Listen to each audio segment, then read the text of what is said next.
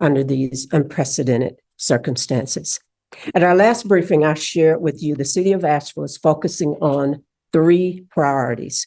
Our number 1 priority is continuing to get water, food, and other basic necessities to our most vulnerable populations and neighborhoods. And I'll provide you with an update on that just shortly. Second priority is the restoration of the Asheville water distribution system. Assistant City Manager Ben Woody will update you on our efforts, including having some images and a little bit of a narration to explain the storm damage and progress that is being made to restore operations of the system. And third priority, overall public safety. And Deputy Chief Sean Artima will provide an update and data around our missing persons and our search and rescue efforts.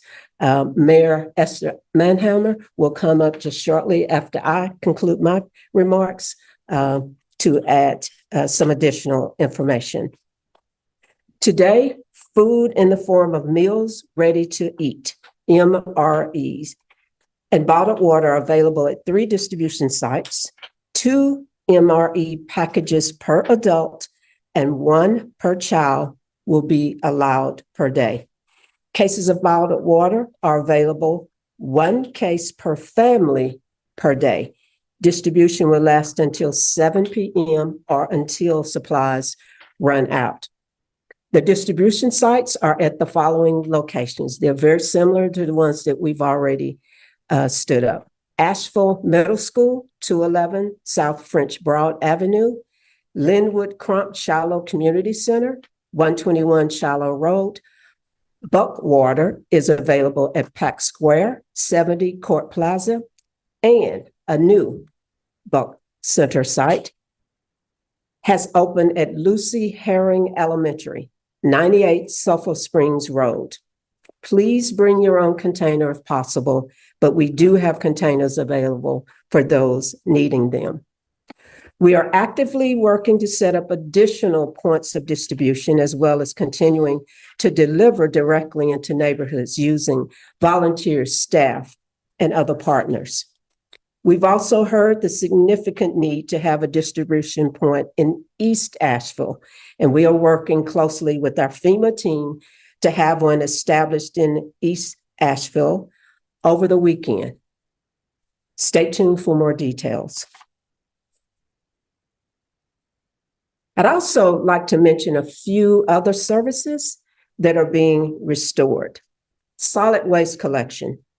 Curbside collection of household waste will resume in targeted areas on Monday, October 7th. Routes are being determined based on road accessibility, and we will be shared when available, and we will be doing that as quickly as possible. We encourage you to download the AVL Collects app on your phone from the Apple Store or Google Play Store to receive notifications about trash and recycling pickup in your area. However, there will be no recycling pickup until the recycling plant is operational. Residents should use both recycling and trash carts for household waste. All waste will be collected as trash at this time by both the City of Asheville and Kirby vehicles. The following materials cannot be collected at this time: mud, construction debris, concrete, and other bulky or hazardous items. Debris collection is estimated to start in mid-October. Transit.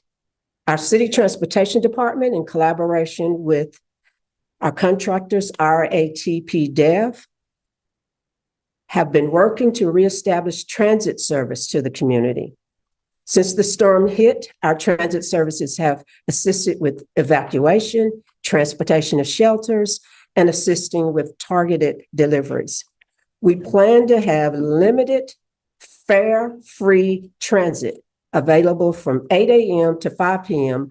on Monday on some accessible routes.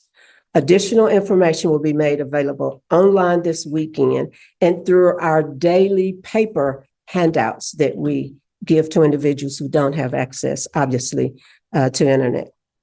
I also want to note that the U.S. Small Business Administration, SBA, announced today, October 4th, that it has opened a Small Business Assistance Center at the Asheville Chamber of Commerce, located at 36 Montfort Avenue.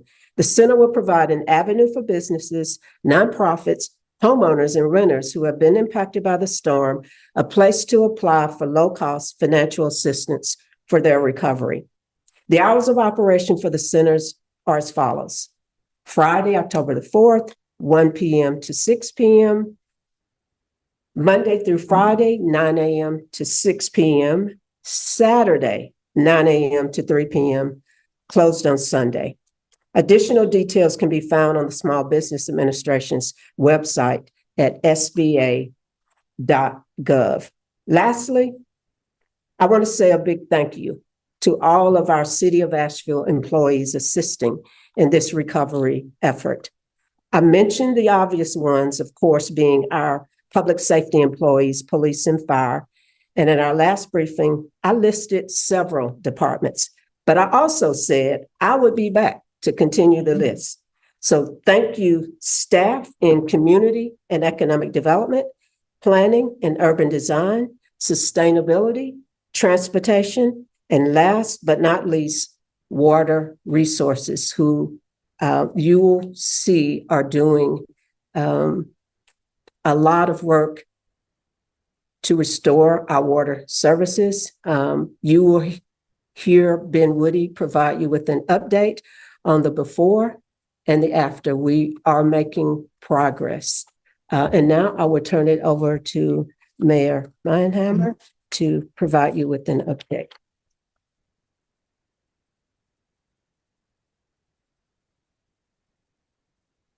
Thank you, Deborah. Just a quick update from me. First, I want to say to everyone who's listening or watching, I hope you are safe and well. I wanted to just give you some information about things that have happened in the last couple of days. On Wednesday, I was able to meet the President of the United States down in Greenville, Spartanburg, and fly with him and Governor Cooper up over Asheville and our area over to Swannanoa, Black Mountain, and down through Chimney Rock and Lake Lure. We were able to view the extensive and catastrophic damage from the air. Joining us in that flight was also the FEMA administrator. And the president, after that, flew to Raleigh to the state's emergency operations center and made some remarks that I won't go over here, but in terms of the assistance that will be and is being provided to our community. This morning, I met with the North Carolina Metro mayors. Those are the mayors of the larger cities in North Carolina. Many of those cities have been providing us with extensive resources, whether it's personnel, police officers, firefighters, public works employees, water department employees. They have also been contributing resources that we need in our community. So just know that the state of North Carolina is doing everything they can to help support this community, and we can see that out there on the ground at this time. Today, also, the FCC chair was here in Asheville. Obviously, we've had an incredible communications challenge in this crisis, and she is looking at that and understanding more about those challenges. We also had North Carolina Speaker Tim Moore here. This is for the North Carolina House. Speaker Tim Moore here in Asheville. And I know the emergency management director for Buncombe County was able to take him and some of our legislative delegation through on the ground to see a lot of the very extensively damaged areas, so he can get a sense of what the cost to make us whole again is going to be. We have, as the manager mentioned, sites that the city is operating within the city to distribute resources to the community. And we have an army of volunteers throughout this community that are rising to the challenge and helping distribute all of those resources. We also have a lot of private contributors in our community, all kinds of groups from around the nation that are here that have established centers everywhere, whether it's a church or a school and other places. And I just want people to understand that it's this partnership, this public-private partnership that is very much needed in a time of this scale of a crisis. And we thank all of those folks that are participating in it. And I think there's been a lot of questions about how is this supposed to work? This is how it's supposed to work. And that's what's happening right now in our community. With that, I'm going to turn it over to, I think we're going to hear next from Ben Woody, our Assistant City Manager, regarding the water update. Thank you very much.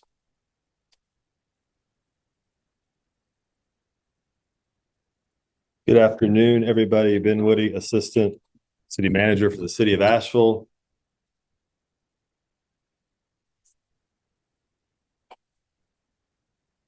So I have a lot of information to share today, so this is going to be a fairly extensive briefing. I understand that a lot of people aren't able to see the videos and the images that we're going to share today, but we think if you're able to do that at some point,